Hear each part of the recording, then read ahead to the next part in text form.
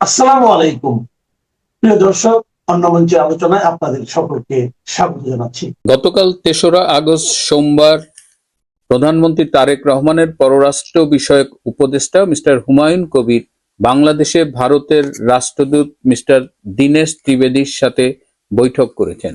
সেই বৈঠকের খবর আমরা জানি। প্রকাশ্য এই বৈঠকের পাশাপাশি গতকাল দীনেশ ত্রিবেদী বাংলাদেশের প্রধানমন্ত্রী তারেক রহমানের সাথে একান্তে মিটিং করেছেন, যে খবরটি আমরা জানি না।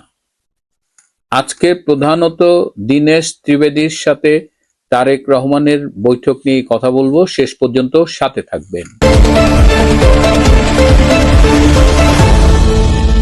প্রিয় বন্ধুরা, প্রীতি, সালাম এবং শুভেচ্ছা নেবেন। আগামী 5ই আগস্ট দিল্লিতে শেখ হাসিনার বাংলাদেশে ফেরা নিয়ে একটি আলোচনা সভা হবে। সেখানে বক্তব্য রাখবেন বাংলাদেশের প্রাক্তন শিক্ষামন্ত্রী নওফেল, প্রধানমন্ত্রীর সন্তান সজীব ওয়াজেদ জয় সহ আরো অনেকে। ধারণা করা হচ্ছে সেখানে লাইভে এসে বক্তব্য রাখবেন জননেত্রী শেখ হাসিনা। 5ই আগস্ট দিল্লিতে লাইভে বক্তব্য রাখবেন কিনা এটি নিয়ে কিন্তু বাংলাদেশ সরকারের মধ্যে একটা কাপাকাপি শুরু হয়ে গেছে, এবং এই জন্যই পররাষ্ট্র বিষয়ক উপদেষ্টা হুমায়ুন কবির মিস্টার দীনেশ ত্রিবেদীকে রিকোয়েস্ট করেছে শেখ হাসিনা যেন ভারতের ভূখণ্ড ব্যবহার করে কোনো রাজনৈতিক বক্তব্য প্রদান না করেন কিংবা এমন কিছু না বলেন না করেন যাতে বাংলাদেশে অস্থিতিশীলতার সৃষ্টি হয়। মিস্টার হুমায়ুন কবির সম্ভবত ভুলে গেছেন যে তার নেতা 17 বছর লন্ডনে থেকে কিন্তু বিভিন্ন মাধ্যমে কথা বলেছেন। আজকে শেখ হাসিনা দিল্লিতে একটি মিটিংয়ে বক্তব্য রাখবেন কি রাখবেন না সেটা নিয়ে তাকে ভারতের হাইকমিশনারের কাছে অনুরোধ করতে হয়। ভারতের হাইকমিশনার তিনি বলেছেন তিনি ব্যাপারটা দেখবেন, ভারত সরকার ব্যাপারটা দেখবে, কিন্তু মাঝে মাঝে তিনি বলেছেন যে আপনার স্যুটটা খুব সুন্দর, আপনার হাসিটা খুব সুন্দর। ডিপ্লোমেসিতে এই কমপ্লিমেন্ট গুলা আপনি রাগ করতে পারবেন না, কিন্তু আপনার মোটামুটি যথেষ্ট খোঁচা দেওয়ার মতো একটা ব্যাপার। প্রকাশ্যে হুমায়ুন কবিরের সাথে মিটিং করেছেন আমরা সবাই জানি, কিন্তু এর বাইরে দীনেশ ত্রিবেদী তারেক রহমানের সাথেও মিটিং করেছেন। এই মিটিংটি ছিল খুবই গুরুত্বপূর্ণ। এই মিটিংয়ে দীনেশ ত্রিবেদী তারেক রহমানকে স্মরণ করিয়ে দিয়েছেন যে ভারতের সহায়তায় গত 12ই ফেব্রুয়ারি নির্বাচনে বিএনপি জয়লাভ করেছে এবং তারেক রহমান প্রধানমন্ত্রী হয়েছেন। আপনাদের কদিন আগেই বলেছিলাম যে সার্জিও গোরের সাথে মিটিং এর পর ওই দিনই দীনেশ ত্রিবেদী কিন্তু দিল্লি গিয়েছিল। পরের দিন শনিবার মোদির যে কিচেন ক্যাবিনেট আছে সেইখানে তিনি রিপোর্ট পেশ করেছেন, এবং রবিবার সকালে তিনি শেখ হাসিনার সাথে ব্রেকফাস্ট মিটিং করেছেন। আবার তারেক রহমানকে তিনি এটি মনে করিয়ে দিয়েছেন। তিনি মনে করিয়ে দিয়েছেন যে তার মা বেগম খালেদা জিয়া এবং তার সাথে একাধিকবার ভারতের প্রতিনিধির মিটিং হয়েছে, এবং এরকম একটা আন্ডারস্ট্যান্ডিং ছিল যে তারেক রহমান প্রধানমন্ত্রী হলে বা বিএনপি ক্ষমতা এলে বাংলাদেশের মাটি থেকে ভারত বিরোধী কর্মকাণ্ড পরিচালনা করতে দেওয়া হবে না। কিন্তু তারেক রহমান এবং তার বিএনপি সরকার সেই কথা রাখেনি। বাংলাদেশ থেকে এখন ভারত বিরোধী প্রচুর অপতৎপরতা পরিচালিত হয়, এবং এই বিষয়টিতে ভারত মোটেও খুশি নয়, এবং ভবিষ্যতে তারেক রহমানকে ক্ষমতায় থাকতে বা ক্ষমতায় ফিরে আসতে হয়তো অনেক বেগ পেতে হবে, কারণ সে ভারতের সাথে তাদের প্রদত্ত প্রতিশ্রুতিটি রাখেনি। তবে দীনেশ ত্রিবেদী একটা বিষয়ে তারেক রহমানকে ধন্যবাদ জানিয়েছেন। সেটি হলো ডক্টর খলিলুর রহমান কিন্তু সার্জিও গোরের সাথে মিটিং এ বলেছেন যে চীনের সাথে তাদের যত এমওইউ আছে, যত চুক্তি আছে সবগুলো ডিপ ফ্রিজে পাঠিয়ে দেবে, অর্থাৎ সেগুলো নিয়ে আর প্রসিড করবে না। তো এই বিষয়টি নিয়ে ভারতের পক্ষ থেকে প্রধানমন্ত্রী তারেক রহমানকে ধন্যবাদ জানানো হয়েছে যে যেহেতু তারা চীনের সাথে এই ব্যবসা বাণিজ্য করবেন। আপনারা জানেন যে মিরেরসরাইয়ে ইন্ডিয়ার জন্য বাংলাদেশ সরকার একটি অর্থনৈতিক জোন দিয়েছিল, ইপিজেড। কিন্তু ইউনূস এসে সেটি ক্যান্সেল করে দিয়ে সেটি চীনকে দিয়েছে। সাতক্ষীরায় শেখ হাসিনা সরকার প্রায় 200 একরের একটা ল্যান্ড দিয়েছিল ইন্ডিয়ায়, সেখানে একটা ইন্ডাস্ট্রি করবার জন্য, সেটিও ইউনূস এসে বাতিল করে দিয়েছেন এবং সেটিও চায়নাকে দিয়েছেন। তো এই বিষয়গুলো ভারতের জন্য অস্বস্তিকর ছিল। তো যাই হোক, ভারত এবং আমেরিকার চাপে পড়ে খলিল, মিস্টার তারেক রহমান এরা যখন চীন থেকে ফিরে আসতে চাচ্ছে, তখন চীন কিন্তু ভীষণ গোস্বা করেছে। কারণ চীন বিএনপির পেছনে অনেক টাকা ঢেলেছে। বিএনপি যাতে ক্ষমতায় আসতে পারে, বিএনপি রাজনীতির জন্য চীনের একটা বিনিয়োগ আছে। এখন নিন্দুকেরা বলছে যে চীন নাকি তারেক রহমানের কাছে সেই টাকা ফেরত চাচ্ছে, কারণ চীন এখন ভীষণ বেকায়দায় পড়ে গেছে। চীন বুঝতে পারছে যে আমেরিকা এবং ভারতের সম্মিলিত চাপের মুখে তারেক রহমান কি আদৌ চীনের প্রতি অনুগত থাকবেন কিনা। এদিকে বিমস্টেকের সভাপতি হিসেবে তারেক রহমানকে ব্রিক্সের সম্মেলনে আমন্ত্রণ জানানো হয়েছে, যেটি 12 এবং 13ই সেপ্টেম্বর ভারতে অনুষ্ঠিত হবে। অনেকেই বলছেন যে বাংলাদেশের প্রধানমন্ত্রী হিসেবে কেন নয়, কেন বিমস্টেকের সভাপতি হিসেবে তাকে আমন্ত্রণ জানানো হচ্ছে, এবং এটি তারেক রহমানের জন্য অসম্মানজনক। কিন্তু মিস্টার দীনেশ ত্রিবেদী তাকে অনুরোধ করেছেন বিমস্টেকের সভাপতি হিসেবে আমন্ত্রণ গ্রহণ করে তিনি যেন ভারতে যান। বাংলাদেশের ইনক্লুসিভ পলিটিক্যাল এনভায়রনমেন্ট নিয়েও তিনি তারেক রহমানের সাথে কথা বলেছেন এবং অবিলম্বে আওয়ামী লীগের কার্যক্রমের উপর থেকে নিষেধাজ্ঞা প্রত্যাহারের জন্য অনুরোধ করেছেন। বাংলাদেশে 2024-এর 5ই আগস্টের পর থেকে প্রচুর মিথ্যে মামলা দায়ের করা হয়েছে, তার অধিকাংশ দায়ের করেছে বিএনপি, অ্যারাউন্ড 37% দায়ের করেছে জামাত। তো এই মিথ্যে মামলাগুলো তুলে নেবার ব্যাপারেও তিনি তারেক রহমানকে অনুরোধ করেছেন এবং শেখ হাসিনা ফিরবেন বলেছেন, যে শেখ হাসিনা ডিসেম্বরের মধ্যে ফিরবেন বলেছে, হয়তো অত দেরি হবে না, শেখ হাসিনা হয়তো খুব দ্রুত সময়ের ভেতরেই বাংলাদেশে ফিরবেন এবং সেক্ষেত্রে এই যে যত মিথ্যে মামলা আছে, আইসিটির মাধ্যমে যত হয়রানিমূলক মামলা করা হয়েছে, এগুলো সব প্রত্যাহারের জন্য অনুরোধ করেছেন। তারেক রহমান ভীষণ চাপের ভেতরে আছেন, দেশের মানুষ ভালো নেই, আন্তর্জাতিক মিত্র যারা ছিল তারা অধিকাংশই আর সাথে নেই।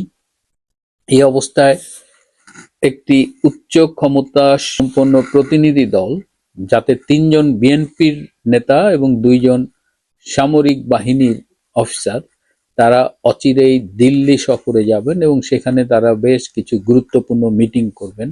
ধারণা করা হচ্ছে যে এই মিটিংগুলোর সাথে আওয়ামী লীগের উপর থেকে কার্যক্রম, নিষেধাজ্ঞা প্রত্যাহার এবং শেখ হাসিনার বাংলাদেশে ফেরার বিষয়টি সম্পর্কিত।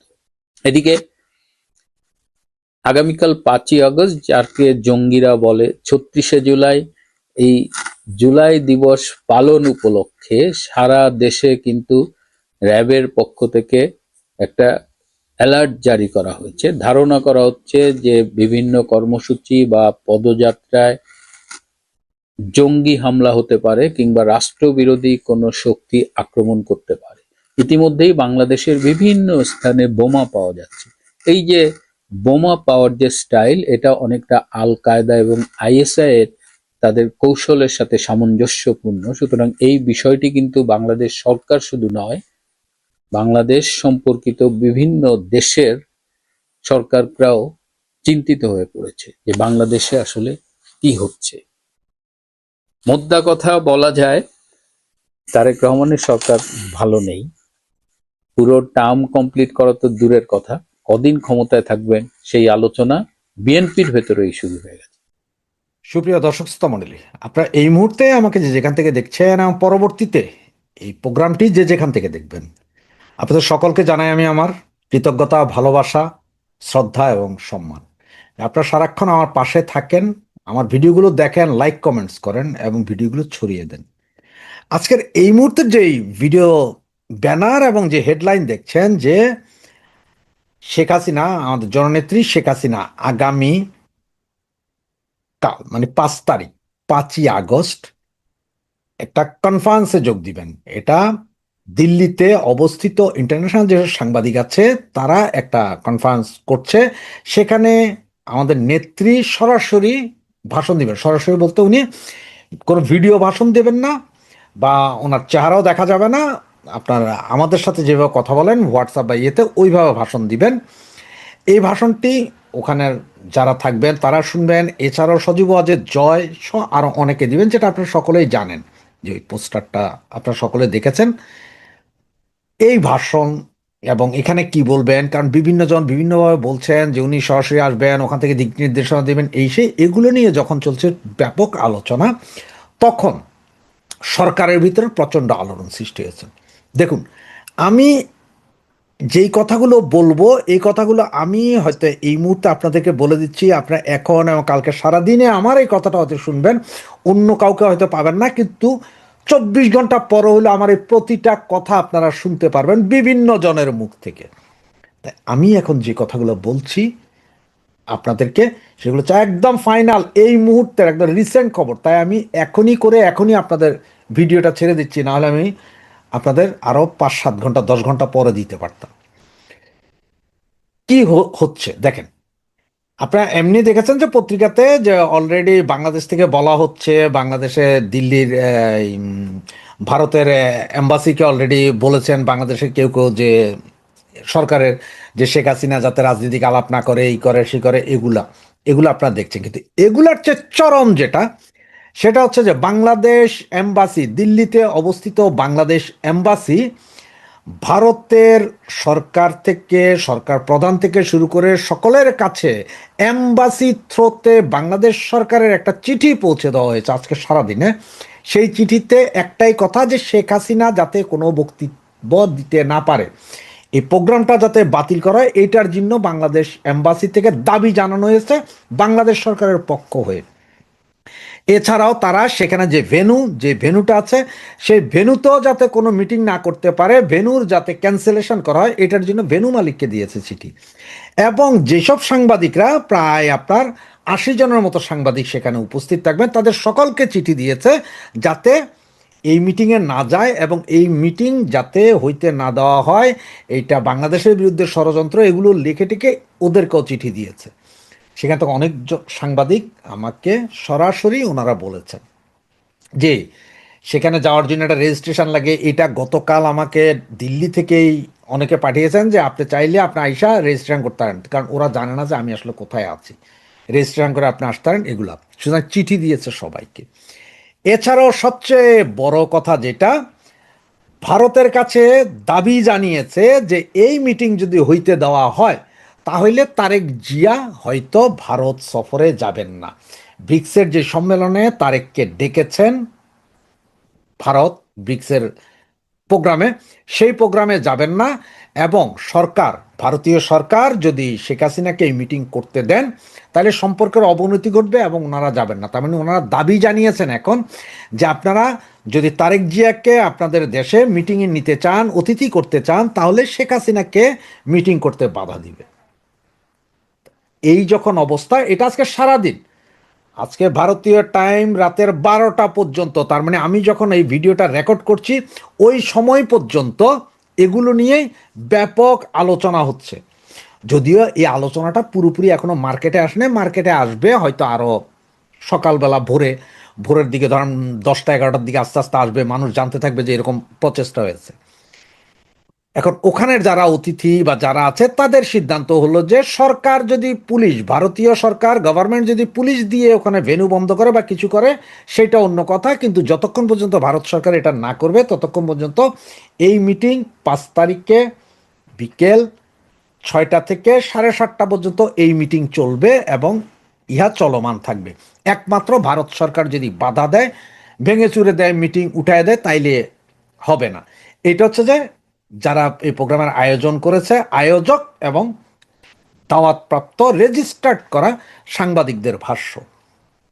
ভারত সরকার এখনো অবশ্য কিছু জানেনি, কারণ ভারত একটা গণতান্ত্রিক দেশ, সেখানে সোশ্যাল মিডিয়াতে কেউ কথা বলবে বা ফেসবুকে কথা বলবে, এটা নিয়ে ভারত সরকারের কোনো মাথা ব্যথা নাই, যতক্ষণ পর্যন্ত না ভারতের কোনো ক্ষতি হয়, জঙ্গি হয়, বা কেউ যদি জঙ্গি হয় এটা। এবং যেহেতু শেখ হাসিনা একজন সাবেক প্রধানমন্ত্রী, 5বারের প্রধানমন্ত্রী, এবং ভারতে উনি এখন প্রধানমন্ত্রীর মর্যাদায় আছেন। সুতরাং উনার একটা মিটিং ভার্চুয়ালি কোথাও উনি কথা বলবেন, সেইটা নিয়ে ভারত সরকার বাধা দিতে পারে না। এবং ভারতের সংবাদ মাধ্যম এবং সাংবাদিক এরা পুরোপুরি স্বাধীন। তারা কি করবেন, কোন মিটিং করবেন, কার ইন্টারভিউ করবেন, এটা ভারত সরকার কখনোই দেখে না বা বাধা দেয় না। কারণ হচ্ছে যে এটা ওদের দেশে। সাংবাদিকদের, ইন্টারন্যাশনাল সাংবাদিকদের একটা মিটিংয়ে আমাদের নেত্রী, জননেত্রী শেখ হাসিনা ভাষণ দিবেন ভার্চুয়ালি, সেইটাকে বাধাগ্রস্ত করার জন্য, সেটা যাতে হইতে না পারে, তাই বাংলাদেশ থেকে সরাসরি ভারত সরকারের কাছে জানানো হয়েছে যে যদি এই মিটিং হয় তাহলে তারেক যাবে না। এগুলো হচ্ছে একটা বাহানা। আর তারেক তো যাবে না ভারত, এটা আমরা সবাই জানি। কারণ তারেক ভারতে গেলে তো আবার চায়নার কাছে বন্ড দিয়ে আসছে না, পাকিস্তানের কাছে বন্ড দিয়ে আসছে না, তো তারেক যাবে কেন? তারেক যে যাবে না এটা আমরা জানতাম। কোনো না কোনো একটা উসিলা দরকার তার। সুতরাং 5ই আগস্টের এটা হচ্ছে তার প্রধান উসিলা। এবং আপনারা সকলে জানেন যে 5ই আগস্ট সারা বাংলাদেশের সমস্ত স্কুল কলেজ বন্ধ, ছুটি দিয়েছে, কেন জানি না। এছাড়াও আপনার পুলিশকে রেডি থাকতে বলা হয়েছে। এখন সবচেয়ে জরুরি বিষয় যেটা, যে অলরেডি দিল্লিতে অবস্থিত বাংলাদেশের হাই কমিশনার থেকে বাংলাদেশ সরকারের পক্ষ হয়ে ভারতের গভর্নমেন্ট, থানা, পুলিশ, সব জায়গায়, যত জায়গায় চিঠি দেওয়া যায় সব জায়গায় চিঠি দিয়েছে শেখ হাসিনার এই প্রোগ্রাম বন্ধ করতে হবে। সাংবাদিকদেরকে চিঠি দিয়েছে বন্ধ করতে হবে। এবং সরাসরি ভারত সরকারকে জানিয়ে দেওয়া হয়েছে যদি 5 তারিখে মিটিং হয় তাইলে তারেক কোথায় যাবে না, দিল্লিতে যাবে না, ভারতে যাবে না। এটা হচ্ছে যে আজকের সবচেয়ে চমকপ্রদ খবর। আপনারা এই জিনিসটা যত দ্রুত পারেন, যত বেশি পারেন ছড়িয়ে দিন এবং দেখতে থাকুন 5 তারিখ পর্যন্ত কি হয়।